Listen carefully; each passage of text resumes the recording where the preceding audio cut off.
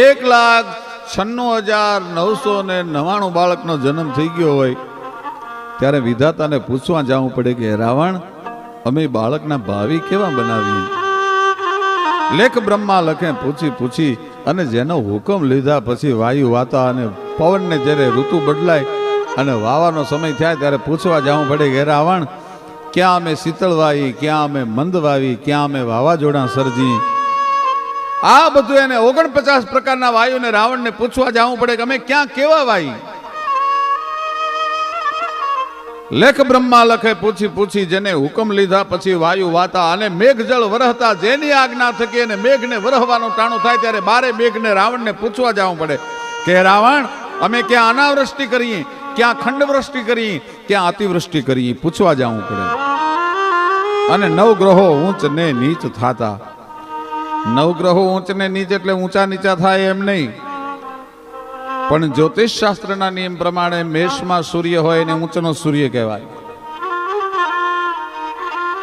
વૃષભનો ચંદ્ર હોય એને ઊંચનો ચંદ્ર કહેવાય, વૃશ્ચિકનો ચંદ્ર હોય એને નીચનો ચંદ્ર કહેવાય.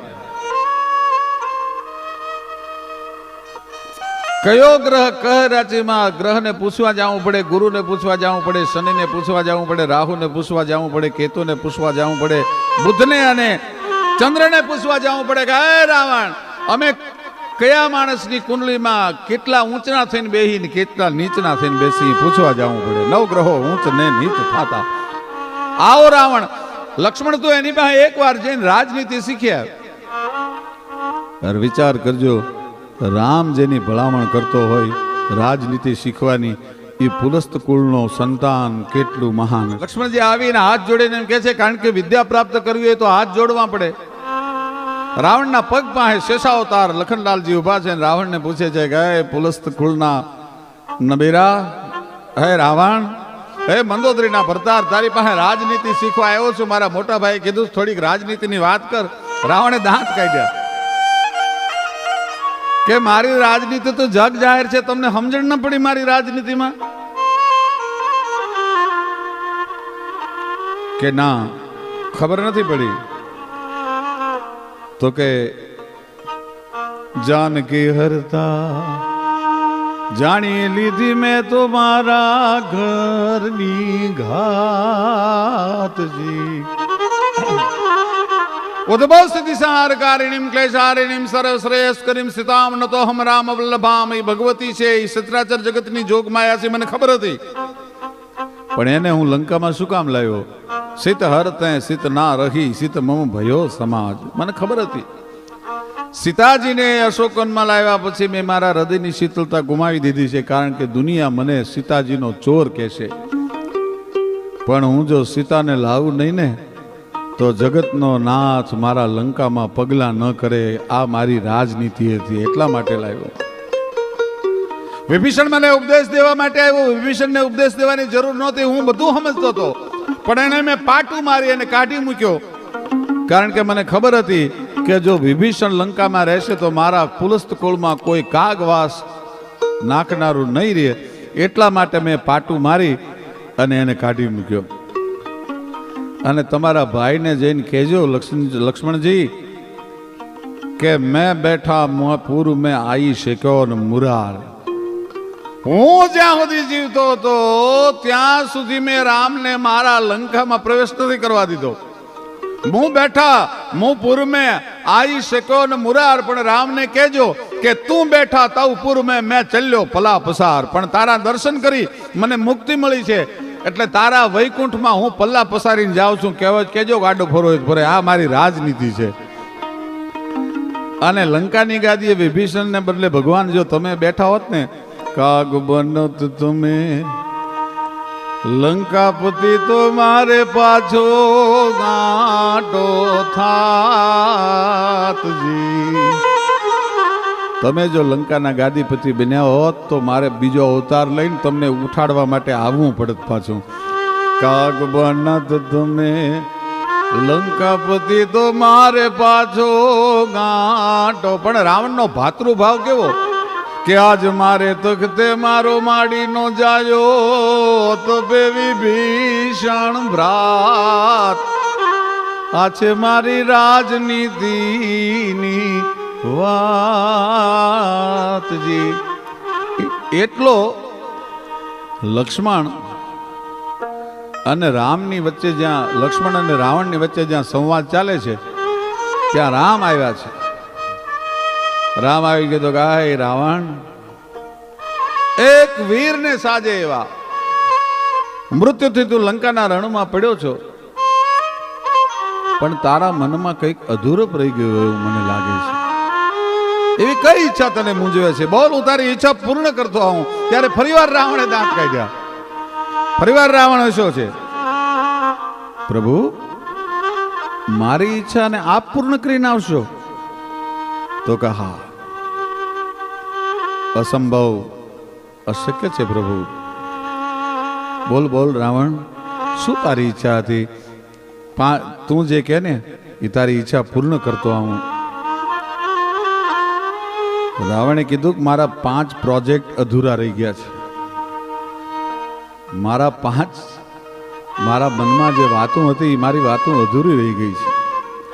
એને હું પૂર્ણ નથી કરી શક્યો. મેં નથી અત્યાર સુધીમાં મારી પત્ની મંદોદરીને વાત કરી, નથી સચિવોને વાત કરી, નથી કોઈ રાજકીય મિત્રોને આ વાત કરી. કારણ કે જ્યાં સુધી આ પ્રોજેક્ટને પૂરી રીતે ફલીભૂત કરવામાં ન આવે ત્યાં સુધી ડાયો માણસ આવી પોતાની યોજનાઓને જગતની સામે જાહેર ન કરે. એટલે મેં જાહેર નથી કરી. પણ તમને કહેતો જાઉં છું, જો આપનાથી આ 5 વસ્તુ પૂરી થાય ને તો આ 5 વસ્તુ પૂરી કરતા આવજો. બોલ બોલ રાવણ, શું તારી ઈચ્છા છે? અને રાવણે શરૂઆત કરી, હે રામ, મારી પહેલી યોજના એ હતી, મારી 5 વાતો જે મનમાં રહી ગઈ છે એમાં પહેલી મારી યોજના એ હતી કે ઇન્દ્રનું વજ્ર અને દુનિયાનું લોખંડ ભેગું કરીને એક એવો થાંભલો બનાવવો હતો કે હજારો વર્ષથી પૃથ્વીનો ભાર શેષનાગ ઝીલે છે, એની જગ્યાએ લોખંડના થાંભલાને મારે ગોઠવી દેવો હતો અને શેષનાગને પૃથ્વીના ભારમાંથી મુક્તિ અપાવી. મારી પહેલી યોજના એ હતી. બીજી મારી યોજના એ હતી કે બળીરાજાને દેવતાઓને સહાય કરવા માટે થઈને તમે જે પાતાળમાં 3.5 ડગલામાં ઉતારી દીધો, એ મારે બળીરાજાને પાતાળમાંથી છોડાવવો હતો. મારી ત્રીજી વાત, ચંદ્રમાની અંદર કલંક છે. પૂનમની રાતે ચંદ્રમા એવો શોભે પડે, એની માલપા જે કાળા ડાઘ છે એ ચંદ્રમાના કાળા ડાઘને મારે દૂર કરવા હતા. અને મારી ચોથી વાત જે છે એ યમરાજને અને માણસને જે યમલોક સાથેનો સંબંધ છે, યમ માણસને લેવા માટે આવે છે, એમાંથી મારે મુક્તિ અપાવી. તેને એક એવું યંત્ર બનાવવું હતું કે જેનાથી માણસો પોતપોતાના પાપ અને પુણ્યનો હિસાબ પોતે જાતે સમજી લે, વચ્ચે યમ ન આવે પ્રાણ લેવા માટે. ચોથી મારી એ વાત હતી. અને 5મી અને છેલ્લી વાત મારી એ હતી કે દુનિયાનું 3/4 ભાગમાં જે પાણી છે, દરિયો છે, એ ખારો છે, એમાં મારે અમૃતના કુંભ ઠાલવી અને દરિયાને મીઠો મારે કરી દેવો હતો. સમુદ્રને મીઠો કરવો તો એ મારો 5મો પ્રોજેક્ટ હતો. આ મારી 5 વાતો છે એ અધૂરી રહી ગઈ છે. હે પ્રભુ, શક્ય હોય ને તો તમે એ 5 વાતો પૂરી કરતા આવજો. પણ ત્યાં તો રામને પરસેવો વળી ગયો. બ્રહ્માંડમાં હજી આવું કોઈ નથી જન્મ્યું કે 5 વાતોને એક હારે પૂરી કરી શકે. પ્રબુદ્ધ પુરુષ, મહાવિજ્ઞાનિક, એ રાવણની જે વાત છે, મનમાં જે વાતો રહી ગઈ છે, છેલ્લી જે એની મહેસા છે, એ હજી સુધી દુનિયાનો કોઈ રામ પૂરી નથી કરી શક્યો. વાતો રે મનમાં રુદિયાની સાથે કહું રઘુરાય, મનડાની વાતો રે મનમાં વાતો રે મનમાં રુદિયાની સાથે કહું રઘુરાય, મનડાની વાતો રે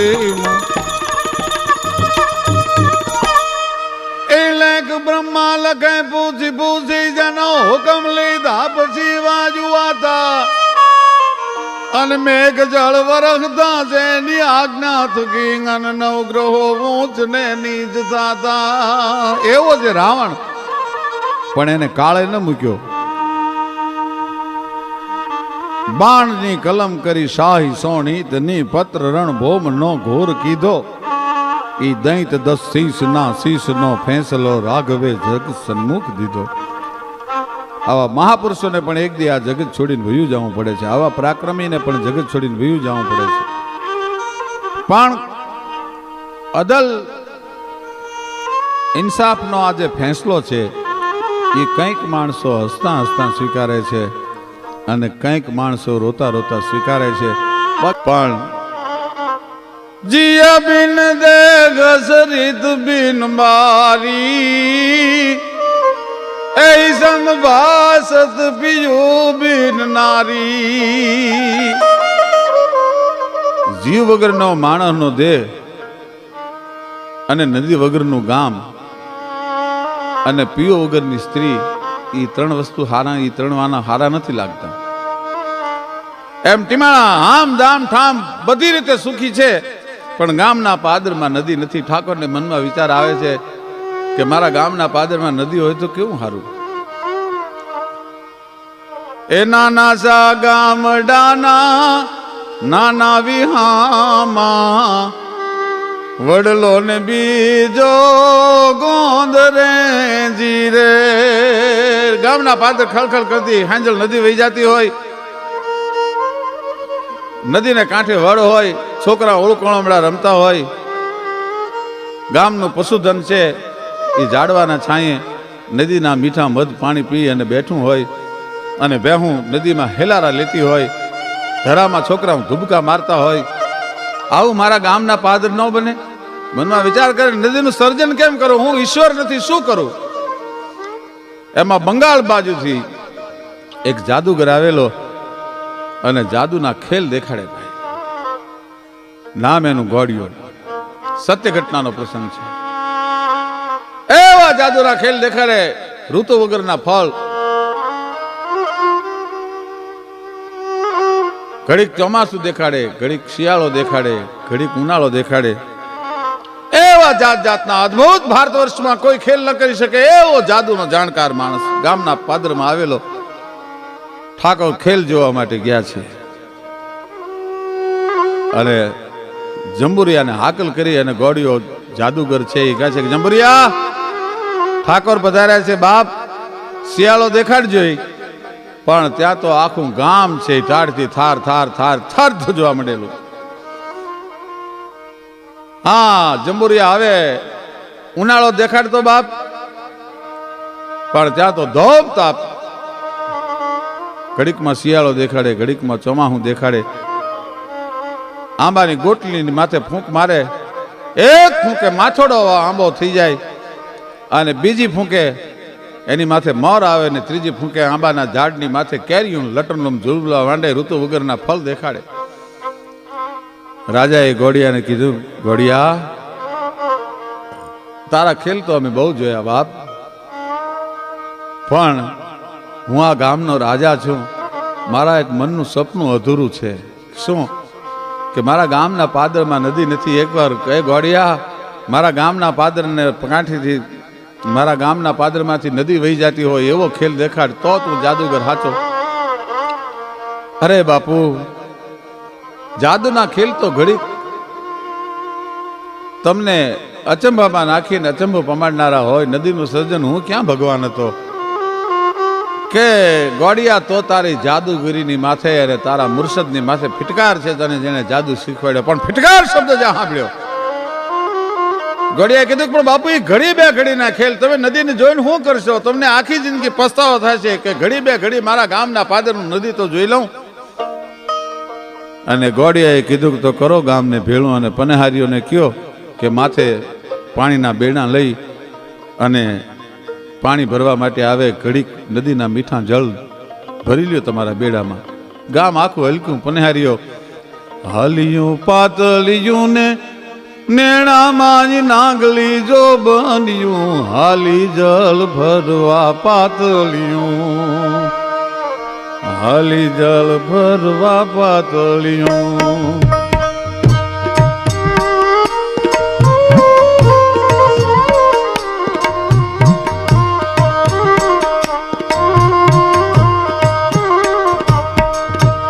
હાલિયું પાતળિયું ને નેણામાં નાંગલી જો બન્યું હાલી જલ ભરવા પાતળિયું કાંબે ઉલર કટે હરી ગને ગમ કે ઘુઘરિયું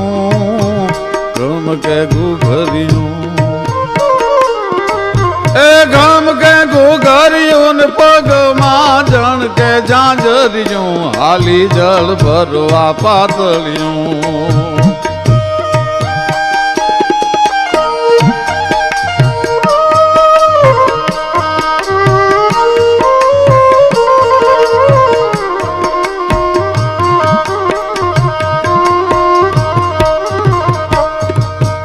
હાલિયું પાતળિયું ને નેણામાં નાંગલી જો બન્યું હાલી જલ ભરવા પાતળિયું હાલી જલ ભરવા પાતળિયું હાલી જલ ભરવા પાતળિયું આખું ગામ હેલે ચડ્યું છે. મેદની હકડી ઠેઠ જામી છે અને આયા ગોળીએ મંત્ર ભણવાના શરૂ કર્યા પણ ત્યાં તો આખું ગામ અચંબામાં પડી ગયું. ગામને પાદર ખાળ ખાળ ખાળ ખાળ ખાળ કહેતી નદી એ દેખાણી ગામને. રાજા એવું શાબાશ ગોળિયા શાબાશ ગોળિયા શાબાશ ગોળિયા કે બાપુ આ તો બે ઘડીના ખેલ છે. હમણાં નદી અદ્રશ્ય થઈ જશે, હમણાં નદી વહી જશે. પાણી ખોબો ભરીને પીવું હોય તો પી લો નદીનો, અને બાયુ બહેનું ને કયો પાણી ભરવા હોય તો ભરી લે. અને બાયુ એ બેડા પાણીના માથે લીધા. ભાઈ નદીના પાણી ભરી ગોરી તારા બેડલે એ પૂનમ કેરો ચાંદ છે, આજ ભાણ જળ ક્યો રે ગોરી તારા પાણીડાન બેડલે. ગોરી તારા બેડલે પૂનમ કેરો ચાંદ છે, ભાણ જબ ક્યો રે ગોરી તારા પાણીડાન બેડલે. ગોરી તારા બેડલે નેવું કેરાની છે, મારો જીવ તરશો રે ગોરી તારા પાણીડાન બેડલે. ગોરી તારા બેડલે નેહ કેરાની છે, મારો જીવ તર્યો રે ગોરી તારા પાણીડાન બેડલે. જીવ તર્યો રે ગોરી તારા પાણીડાન બેડલે. જીવ તરશો રે ગોરી તારા પાણીડાન બેડલે. માથે ગોરીયું પાણી ની હેલું લઈ અને હાલતી થઈ છે. રાજા દ્રશ્ય જોવે છે પણ રાજાના મનમાં પોરાના પલ્લા છૂટે છે. શાબાશ ઘોડિયા શાબાશ ઘોડિયા, આ હે ઘોડિયા કે તો ગામ ગરા તને આપું, કે તો મારું માથું ઉતારી દો, પણ ઘોડિયા હવે તું તારા મંત્ર ભણી નદીને પાછી ન વળતો. ઘોડિયો કે બાપુ એ મંત્રની હારે તો અમારા જીવ જોડાણેલા હોય, જેનું સર્જન અમે કર્યું હોય જાદુથી, જાદુને અમારે પાછો વાળો જોઈએ બાપુ, ને ત્યારે અમારું મોત થાય. અરે ગોળિયા તારે માગવું હોય માગી લે, ભલા માણા કહેતો તું ગામ ઘરા દઈ દઉં, પણ ગોળિયા બે હાથ જોડીને હું ઠાકોર તને વિનંતી કરું છું, રાજા તારા પગમાં પડું છું, મારા ગામના પાદરથી તું નદી ન જવા દેતો. ગોળિયો મંત્ર પાછા ભણવા માંડ્યો. રાજાને એમ થયું ગોળિયો મંત્ર ભણી નદીને અદ્રશ્ય કરી નાખશે. એક ઝાટકે ગોળિયાનો તલવારથી માથું ઉતારી લીધું અને ટીમાણા ગામના પાદરમાં એ ગોળિયાના માયાજાળથી સર્જેલી નદી આજે પણ ગોળી નદી વહી જાય છે. ગોળી નદી, ગોળિયાએ નદીનું સર્જન કરેલું એટલે એ ગોળી નદીનું નામ ગોળી પાડ્યું. રાજાનો કોપ ન ઉતરે એટલે ગોળિયાનો જે કુટુંબ પરિવાર કુટુંબ કબીલો બધો હતો એ બંગાળથી આવેલા પાછા બંગાળમાં વિયા ગયા. ભાઈ નાનો એવો 7-8 વર્ષનો દીકરો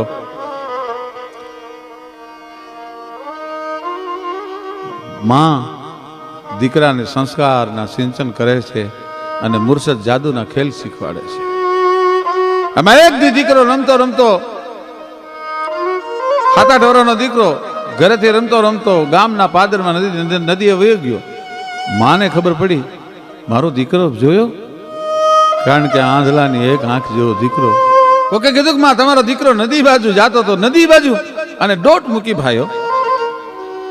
ત્યાં તો એ ગોળિયાનો દીકરો નદીમાં પગ જબોળી અને વાદળની હારે વાતું કરે છે. દોડી માએ તેડી લીધો. અરે હા હા હા હા મારા બાપ. ઘોડો એટલો બધો ચડેલો કે આ દીકરાને મારવો, નદી બાજુ કોઈ દી જાય નહીં, કારણ કે નદીએ તો એના બાપનો જીવ લીધો છે. બેટા અહીંયા શું કરતો હતો તું? માં હું વાદળના છોકરાની હારે વાતું કરતો હતો. વાદળના છોકરા હારે વાતું? તો કે હા. શું કહેતા હતા વાદળના છોકરા તને? માં મને વાદળના છોકરા એમ કહેતા હતા. શું? ઊંચા કરી બે હાથ ને રે ઘડીક ઉભલો રેજે, બાળા રાજા તને તેડી જશું ગમે દેશ વિદેશે. મને વાદળના છોકરા બોલાવતા હતા. માં એમ કહેતા હતા ગાલે મારી ભેળો, અમે તને દુનિયાની સૈર કરાવશું, દુનિયાની યાત્રા કરાવશું. બાળા રાજા તને તેડી જશું અમે દેશ વિદેશે. પછી તે વાદળના છોકરાને શું કીધું કે મેં એટલું કીધું મારો બાપ નથી, મારી માં એકલી છે. ના રે બાપુ મારી માવલડી વાટું જોશે ને રોશે. ના રે બાપુ મારી માવલડી વાટું જોશે ને રોશે. મારી માં મારા વગરની રોશે. મારો બાપ મરી ગયો, મારી માં નોંધારી છે. પણ ત્યાં તો ખમકારા મંડી કરવા મુર્શદને કીધું કે આને એવા જાદુના ખેલ શીખવાડો કે એના બાપનું વેર લઈ શકાય. અને 18 વર્ષનો થયો ત્યાં સુધીના જાદુ મંત્રના એવા ખેલ શીખ્યો. પણ રોજમાં કહેતે જોજે હો ગોહિલવાડમાં તળાજા તાલુકાનો ટીમાણા ગામના પાદર તારા બાપે નદી સદી છે. એ ઠાકોર જીવતો હોય ત્યાં સુધી તારા જાદુના ખેલ બધાય નકામા છે. ભૂચર મોરી નામનો એક કારડિયો રજપૂત અને એક પંખીણી છે, એ આગમ ઉચરે છે. ભૂચર મોરીને કહે છે કે તું આ જગ્યાએ આ ટીબા ઉપરથી તું તારા ઉચાળા લઈને વયો જા, કારણ કે 8 દિવસ પછી એક ભયંકર યુદ્ધ થવાનું છે.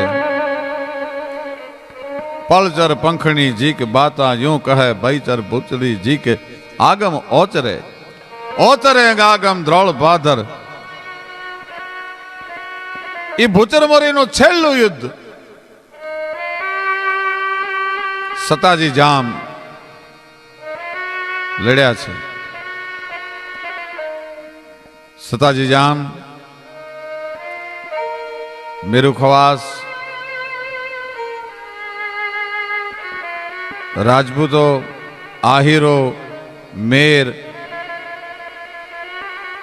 અને 8000 તુંબેલ ચારણો યુદ્ધમાં સામેલ હતા. 80,000 નો ફોજ લઈ અને અજીજ કોકો આવ્યો હતો. એમાં જામ સતાજીના કુંવર અજાજી 20 વર્ષની ઉંમર અને ચોરીએ ચડેલા હતા અને ધીંગાણાની હરોળ પડતી મૂકી અને પોતાના દીકરાના લગ્નના માંડવે માલવા માટે આવ્યા. ને જામ અજાજી એટલું કીધું, બાપુ તમે ધીંગાણાનો મોરચો સંભાળવો પડતો મૂકીને તમે અહીંયા કેમ આવ્યા? કે બાપ તારા લગ્ન જોવા માટે આવ્યો છું. ધીંગાણાનો મોરચો સંભાળવો પડતો મૂકીને તમે અહીંયા કેમ આવ્યા? કે બાપ તારા લગ્ન જોવા માટે આવ્યો છું. ઓ બાપુ, હોય વ્રત બાળ કે ગંગ જોબન ભર્યો, હોય બળવાન કે ગબલ ઘેલો, અને ગીત મંગળ તણા ગાઈને કંઠમાં ભલે ને હોય વરમાળ ચોરી ચડેલો. પણ હાક જ્યાં હાંભળે દેશદ્રોહી તણી ભાગમાં એને લખ્યું સહેવું, ઈ પંથ ધૂત ના વીર રજપૂત ને જીવવું તે પછી ઝેર જેવું. તમને મારા લગ્ન માણવાનું યાદ આવ્યું? ક્ષત્રિયનો ધર્મ નથી બાપુ ધીંગાણાનો મોરચો પડતો મૂકીને પોતાના દીકરાના માંડવે માલવા માટે આવે. પોતાની તરવારથી પોતાની વરમાળ કાપી નાખીએ જામ અજાજીએ, અને વિશે લીધી વાટ તે તો 80,000 ઉપરે અજમલિયા હરાટ તારા ઘટ મેં લોક ભલિયા ઘણા. અજમલિયો અલંગે આજ લાયો લાખા હર ધણી દંતુ સળ પગ દે અને અંબાડીએ હણિયા ગહર. વિશે લીધી વાટ તે તો 80,000 ઉપરે 80,000 દલકટકની સામે જામ અજોજી 20 વર્ષની ઉંમરે પોતાના બાપને માંડવે પડતો મૂકી વરમાળ ફેંકી અને જે દિવસે ઘોડીની માથે સવાર થયો તેથી કેવો લાગ્યો તો નવ ગયાંદર રઘુવંશ મણી રાજ ગલાન સમાન. આપી તે અળગી કરી ખેલણ કાજ ખળા કંઠે કેહરી તણા જાણે કોઈ હાકલ હત્રહલ રાવત.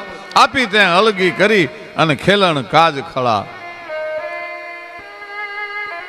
ઈ યુદ્ધના પડાવમાં ગુજરાત સૌરાષ્ટ્ર કચ્છ કાઠિયાવાડમાંથી ઘરે ઘરેથી રાજપૂતો આવ્યા હતા ભૂચર મોરીના યુદ્ધમાં.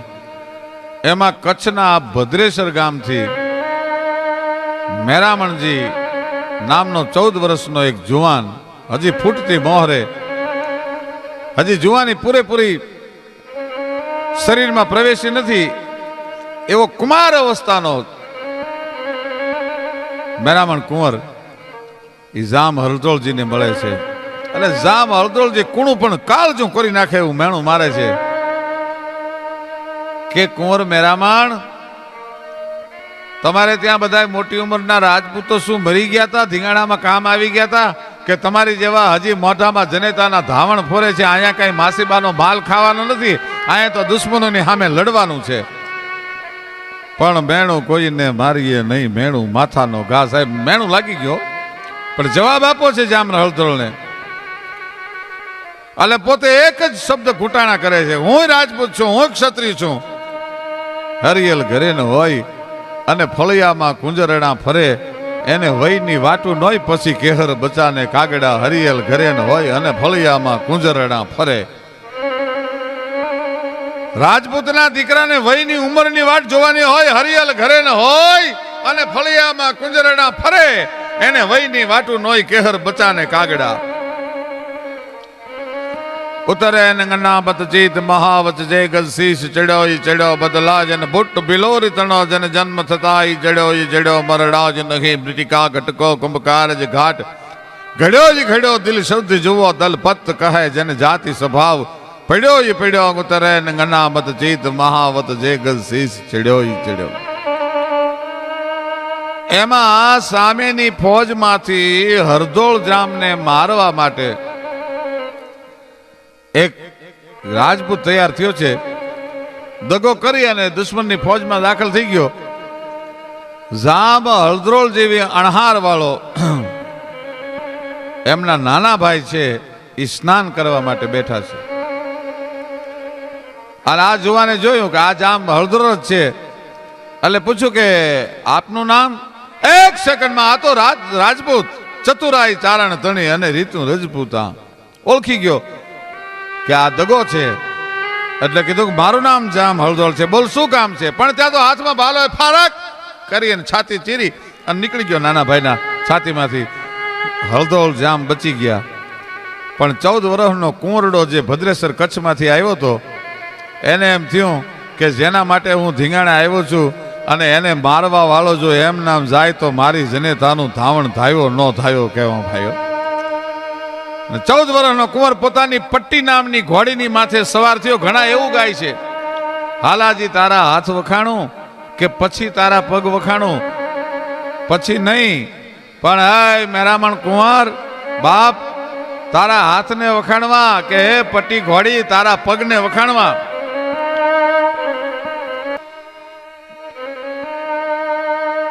જનેતા ને મરતો સૈનિક સંદેશો મોકલાવે છે. મેઘાણીભાઈનું ગીત છે. પોતાની બેનને, પોતાના ભાઈને, પોતાના બાળકોને, પોતાની પત્નીને કેવરાવે છે અને મેઘાણીની કલમ હાલે છે. એ જ ઘેરાતી જ રાતના છેલ્લા શ્વાસ ઘૂંટન તો ન્યા એક વાલુડો રે. એ જ સોના સમદરની પાળે. કુંવર મેરામણજી ભદ્રેશ્વરથી ભૂચરમોરીના યુદ્ધમાં લડવા આવ્યા અને ધીંગાણામાં પોતે દુશ્મનના ઘાયથી પડ્યા ત્યારે એ નોતી એની પાસ કોઈ બેની રે, નોતી જેની પાસ કોઈ માડી, પણ વાલા નાજ ઘાવ ધોનારી અને રાત રોનારી કોઈ ન્યા નોતી રે. એ સુના સમદરની પાળે. શું કે છે સૈનિક? એ